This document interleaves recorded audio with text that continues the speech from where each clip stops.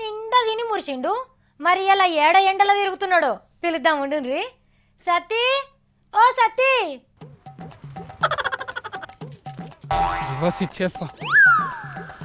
ఇచ్చేసి వస్తా. నడపనీకనే రాదు ఓనో కనుక అయితే. పెట్రోల్ అయిపోతుంది, బంద్ చేసుకో. గీ పట్టువారేంది? సవారి గజ్జల బండి లెక్కనే ఉరుకుతున్నాడు. చేతిలేదో షీల్డ్ కూడా పట్టుకున్నాడు. అక్క ఇలా సత్తిగాడు ఏండ్లకు చిన్న బుద్ధికి పెద్ద పని చేస్తున్నాడు అక్క. అబ్బో ఏంది తమ్మో అంత పెద్ద పని? అక్క నా చేతిలో ఉన్నాడు, ఏంటిది అనుకుంటున్నావు? మొన్నట్లా ఎవరో నీకు హాస్యప్రపూర్ణ అవార్డు ఇచ్చింది కదా, గామ్ అమౌంట్ అయి ఉంటది అదేనా? అక్క నేను దీన్ని ఆఫర్స్ ఇచ్చేసి వస్తాక.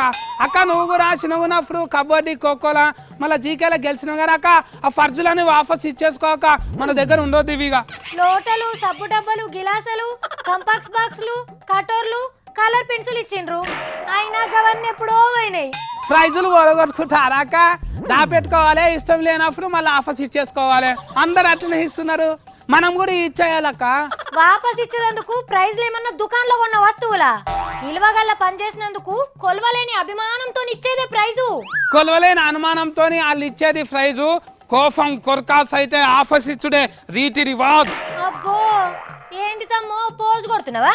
క్షమించాలా అక్క, పెయ్యి నిండా ఫోజే. సినిమా చూసి వచ్చినావా? ఏమో డైలాగులు కొడుతున్నావు.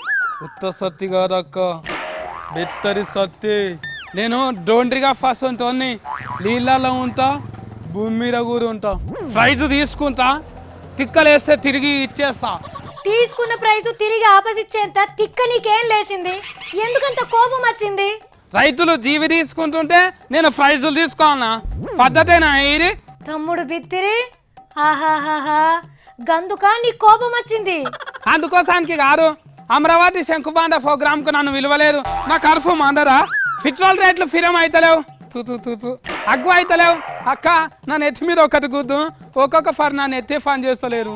ఎన్నడు పని చేసిందో పెద్ద.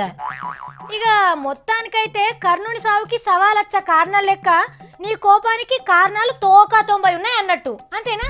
తోక 90 తూ ఫెయిల్ అని మాట్లాడకక్క. నాకు సర్కారు వాళ్ళు ఫచ్చఫోల మీద కోపం వచ్చింది చెప్తున్నా. సర్కార్ మీద కోపం వచ్చిందా? మరి అట్లయితే కిరణాల్ సార్ సీఎం ఉన్నప్పుడు నువ్వు మీ నాయన తెల్ల రేషన్ కార్డు తీసుకున్నారు కదా, గది కూడా వాపస్ ఇచ్చేయాలి. ఇచ్చేయండి మరి. గది ఎట్లు ఇస్తారు? మళ్ళీ మేమేం తినాలి?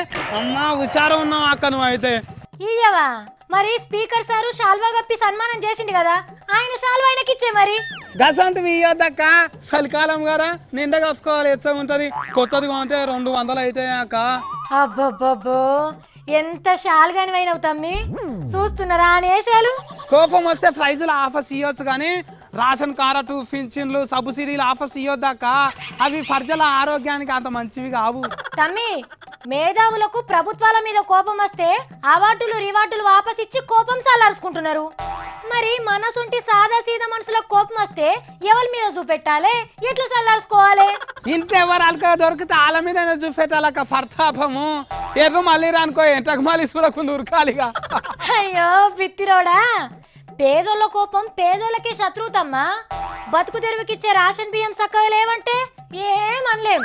ధరలు పెరిగితే నోట్లో గులుక్కుంటేనే తెచ్చుకొని తింటాం. బాధలు భరించేటోళ్ళే తమ్మి బీదోళ్ళు. ఆఫర్స్ ఇవ్వదాకా మనమే మంచోళ్ళమా అక్క? నువ్వు కూడా ఆఫర్స్ ఇవ్వకు ఉత్తుగా అన్న, సరేనా? దా పెట్టుకోవాలి.